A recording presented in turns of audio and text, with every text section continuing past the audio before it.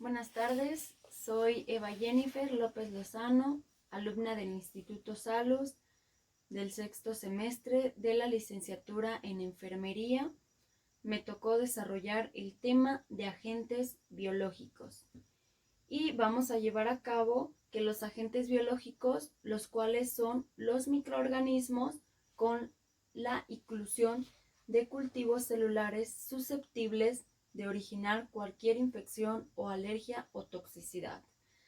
Vamos a poder presentar las características que presentan los agentes biológicos y vamos a poder definir cada una de ellas y los tipos de agentes biológicos, su definición, las vías de entrada, los riesgos y métodos y claro, sobre todo también cuáles fueron las causas que se presentó por el agente biológico para poder desarrollar estrategias de evaluación y vamos a poder llevar a cabo las medidas preventivas. Y bueno, el objetivo que tenemos como agentes biológicos es disminuir el riesgo o impacto sobre la salud de los trabajadores derivados del contacto con agentes infecciosos en el sitio de trabajo, como por ejemplo contraer una infección, un virus, un parásito o una bacteria. Y bueno, vamos a tomar las definiciones de los agentes biológicos y los agentes biológicos son microorganismos con la inclusión de cultivos celulares susceptibles de originar cualquier infección o alergia o toxicidad, agregando aquí mismo que los microorganismos con oclusión de los genéticamente modificados, cultivos celulares y endoparásitos humanos, que son susceptibles obviamente a originar cualquier tipo de infección, alergia o toxicidad. Agregué otra definición. La definición es: los agentes biológicos constituyen un factor de riesgo laboral por su capacidad de desencadenar enfermedades tanto como profesionales como en el trabajo. Y bueno, vamos a desarrollar lo que son las características de los agentes biológicos. Y la primera característica son mayormente organismos microscópicos vivos, algunos de ellos de tipo infeccioso y parásitos que alteran la salud. Bueno, en la segunda característica, para que ingresen al organismo del trabajador se necesita tener contacto con un portador, para que se pueda presentar esta infección. Entran al organismo por diferentes vías de entrada, que ahorita vamos a mencionar cuáles son los tipos de entradas por las cuales se puede presentar el agente biológico. Y en la característica se desarrolla en condiciones en humedad o temperatura, no percibidos por nuestros sentidos, por lo tanto nos ponen sobre aviso de la existencia de un determinado contaminante. Por ejemplo, aquí podríamos decir cuando presentamos una enfermedad o tenemos una enfermedad, se puede desarrollar síntomas o no se pueden desarrollar síntomas, ¿no? Que son asintomáticos y sintomáticos. Las personas que presentan los síntomas. Bueno, aquí vamos a hablar de lo que son los agentes biológicos. Presentan obviamente, por ejemplo, contagiosidad. La contagiosidad es la capacidad que tiene un agente para propagarse, ¿no? Por ejemplo, algo que es muy fácil y que se llega a presentar muy común en una área de trabajo, que es un agente biológico, es la gripe, ¿no? Por ejemplo, una persona que tiene síntomas, tos, flujo nasal, temperatura mayormente a 37.5 mayor, ¿no? Que tiene tos, que estornuda y al momento de estornudar lanza sus glándulas salivales, entonces van ahí obviamente esos virus, los cuales pasan a otra persona y se genera la contagiosidad, ¿no? Y así va propagándose. Bueno, la patogenicidad es la capacidad de agente infeccioso de producir enfermedad en un huésped susceptible.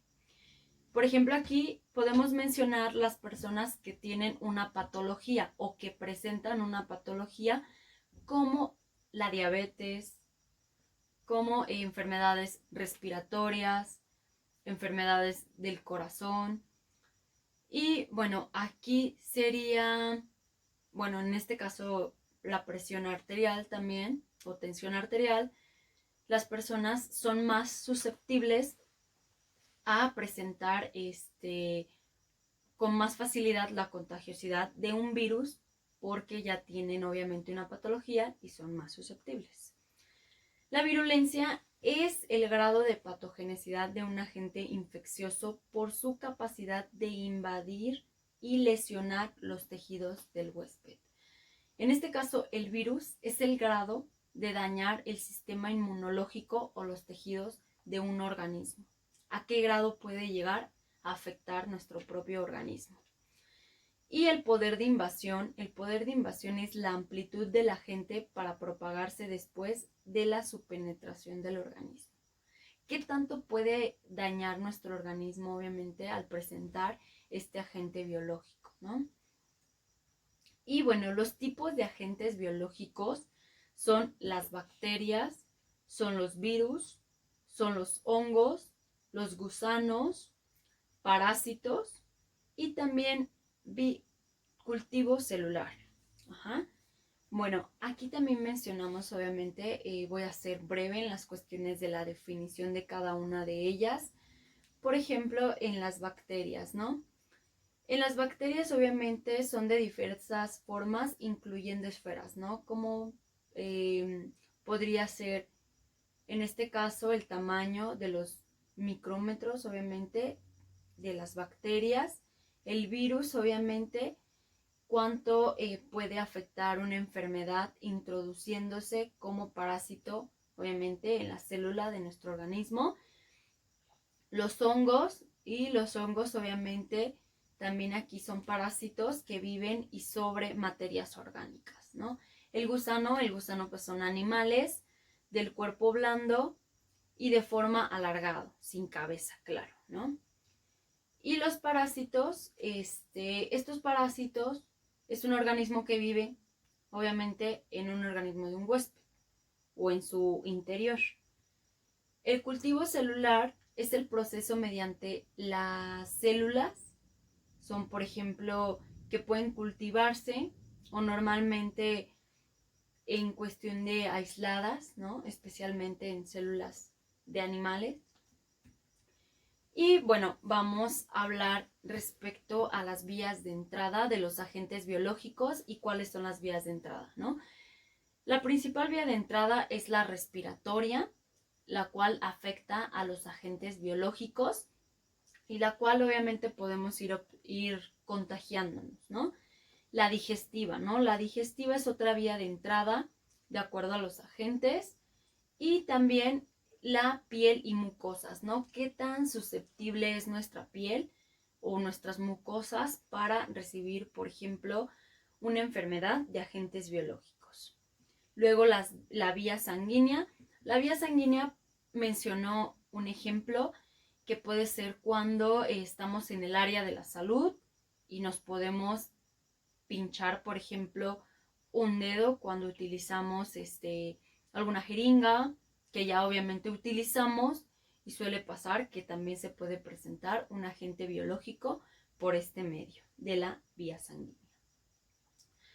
Y bueno, aquí vamos a mencionar lo que son las clasificaciones de los riesgos biológicos y son 4 clasificaciones, son 4 tipos. Y bueno, vamos a mencionar en el grupo 1, tiene poca probabilidad de causar enfermedad en el hombre.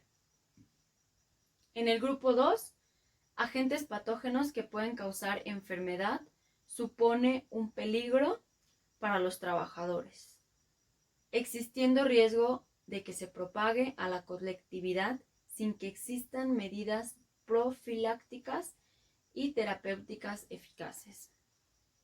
En el grupo 3, agentes patógenos que pueden causar una enfermedad grave y supone serio peligro para los trabajadores, existiendo más riesgo de propagación. Y bueno, vamos a mencionar en el grupo 4 agentes patógenos que causan una enfermedad y serio peligro para los trabajadores con grave peligro de contagio, no profilaxis ni tratamiento eficaz. Bueno, aquí ya mencionamos y vamos a hablar sobre los métodos y estrategias de evaluación. Primero que nada, dentro de los métodos y las estrategias es identificar los agentes biológicos. Primero vamos a estar identificando la fuente de exposición, vamos a ver el grado de virulencia, estudios epidemiológicos.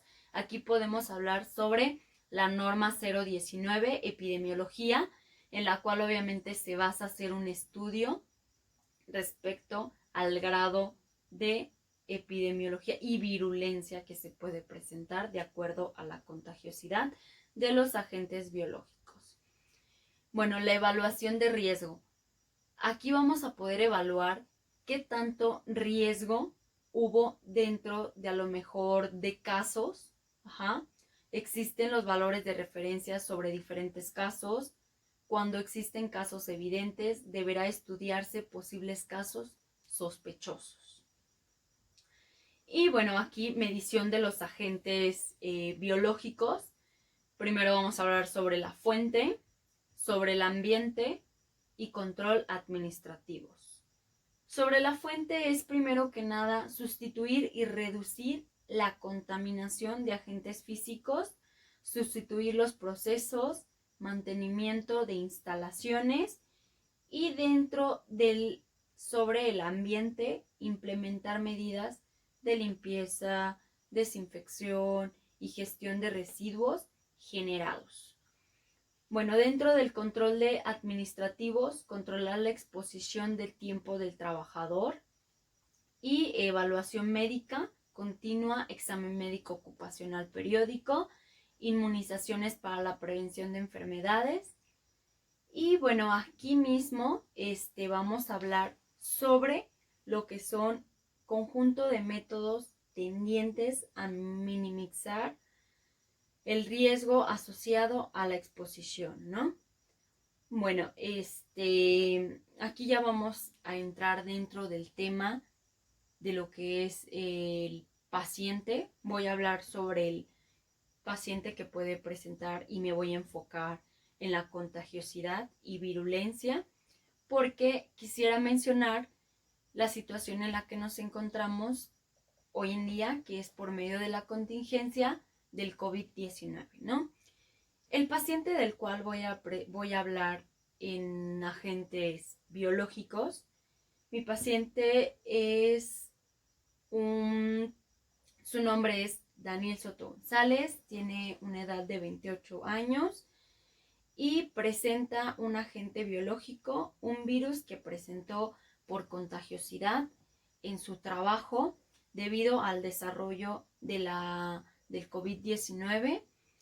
Obviamente aquí está laborando en la empresa, en su trabajo, y de acuerdo a que no tomaron las medidas adecuadas para poder prevenir, obviamente, la contagiosidad del COVID-19.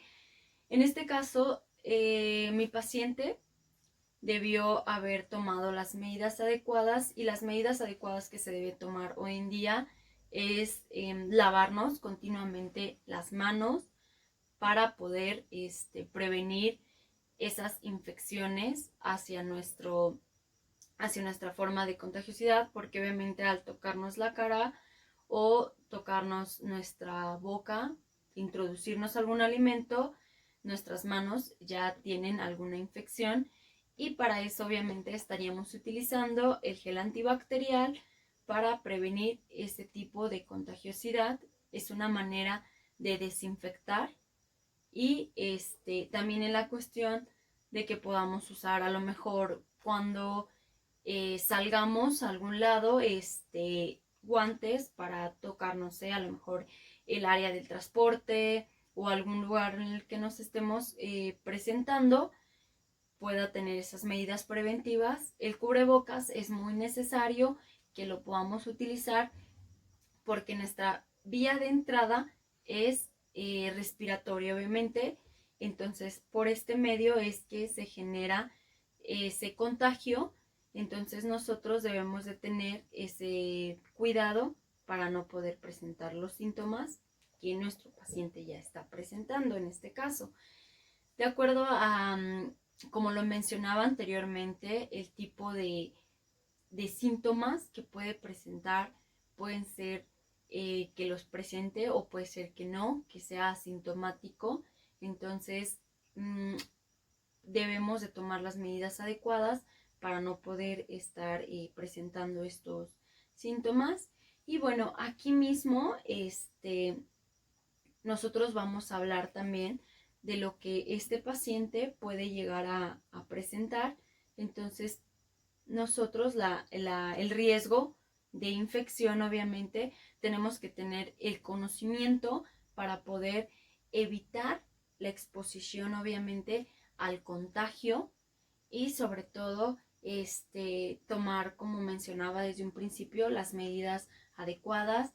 Nuestras medidas adecuadas obviamente es tomarnos continuamente nuestra temperatura porque estamos expuestos, debemos mantener una cierta distancia para podernos presentar obviamente con nuestro paciente y también el poder cuando salgamos poder tomar lo que es una cierta distancia ante la situación en la que nos estemos encontrando. Y bueno, como mencionaba, vamos a tener que estarnos tomando continuamente nuestra temperatura para no poder presentar ningún tipo de mayormente elevada la temperatura, que se tiene que medir a menor de 37.5 porque ya mayor a 37.5 obviamente nos encontramos a lo mejor con la enfermedad del COVID-19 porque a lo mejor no estamos presentando los síntomas, pero somos asintomáticos, pero también tenemos que mencionar el punto de tomar estas medidas para poder llevar a cabo estos puntos, ¿no? Igual puede ser, como mencionaba, ser más susceptibles porque a lo mejor tenemos una malnutrición, no dormimos bien, no descansamos obviamente adecuadamente como se debe de tomar el descanso. Entonces nosotros aquí ya estaríamos obviamente dándonos cuenta por lo cuales son los agentes biológicos y la conducta a la vacunación por la cual no se nos está presentando. Yo aquí dentro de lo que es nuestro tema pongo nuestras etiquetas diagnósticas y nuestras etiquetas diagnósticas a un paciente que pueda presentar un riesgo biológico o esté expuesto a un riesgo biológico, a un agente. A lo mejor es porque, como comentaba, no cuenta con la cierta vacunación, entonces pues obviamente somos más susceptibles, ¿no? Entonces aquí menciono yo en el punto que es el riesgo de infección y debemos de manejar obviamente y tener un control ante las infecciones que se puedan estar presentando, observar nuestros signos y síntomas, si tenemos por ejemplo dificultad al respirar, tos obviamente muy aguda, dolor en el pecho obviamente, también esas son unas de las causas. Y aquí mismo vamos a poder mencionar también lo que es el riesgo o alergia a algunos agentes y para tener la prevención o medidas de seguridad, identificar los riesgos, obviamente tener como esa continuidad de estarnos lavando las manos antes de entrar a laborar o ocupar nuestro equipo en el cual estemos utilizando y también lavarnos las manos después de ir a comer o antes de ir al baño, tener esas medidas, ¿no?, adecuadas para poder llevar o aplicar esas medidas preventivas y no poder presentar los síntomas que se estaba mencionando, ¿no? Bueno, aquí voy a mencionar unas acciones de enfermería, las cuales son medidas preventivas de riesgos biológicos y organizar el modo de trabajo o el que estemos expuestos, adoptar, por ejemplo, medidas las cuales nos lleven a cabo y la protección o manipulación de cada uno de los equipos. Bueno, vamos a poder diseñar también planes de medidas preventivas para poder tener como por ejemplo un control, una protección, y por ejemplo en el caso de algunas zonas en las que nos estemos presentando, vamos a poder llevar a cabo, ¿no? Y bueno, para poder llevar a cabo, el ser humano, como comentaba, es susceptible a contraer enfermedades de fácil manera, se ve expuesto cada día a contagiarse con diversos agentes biológicos que se encuentran en el ambiente y sobre todo aquellas personas que laboran en centros hospitalarios, que es el mayor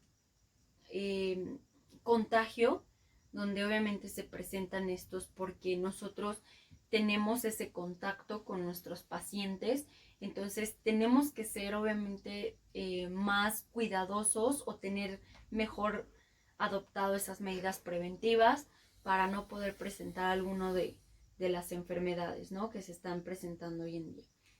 Bueno, y existen parámetros o estándares para prevenir este tipo de riesgos laborales que deben ser aplicados en todo centro de salud y sobre todo también en trabajos, ¿no? Cualquiera que sea obviamente su objetivo principal de los trabajadores es obviamente desarrollar las actividades de las medidas preventivas, ¿no? Para que podamos prevenir mejor el contagio y tener un cuidado de vigilancia, así cumpliendo obviamente los protocolos de prevención, y dichos centros cuenten con estrategias de prevención y herramientas adecuadas para la misma, ¿no? Ahorita nosotros tenemos que presentar nuestras medidas adecuadas, el estar usando un cubrebocas, el estar usando nuestro gel antibacterial, guantes, estarnos tomando la temperatura constantemente, porque como mencionaba desde un principio, podemos ser asintomáticos, podemos ya presentar obviamente la enfermedad, pero no estamos desarrollando esos síntomas. Entonces nosotros debemos de tomar esas medidas cuando estemos laborando o antes de laborar, poderlas tomar. Bueno, entonces en conclusión es, nuestro objetivo es obviamente no tener tanto contagio y poder disminuir las enfermedades y sobre todo que no se puedan presentar estos agentes biológicos, tener esas medidas adecuadas para poder disminuir ese riesgo de contagio con los trabajadores. Espero que esta información les haya sido útil y les agradezco por su tiempo para ver este video. Gracias, hasta luego.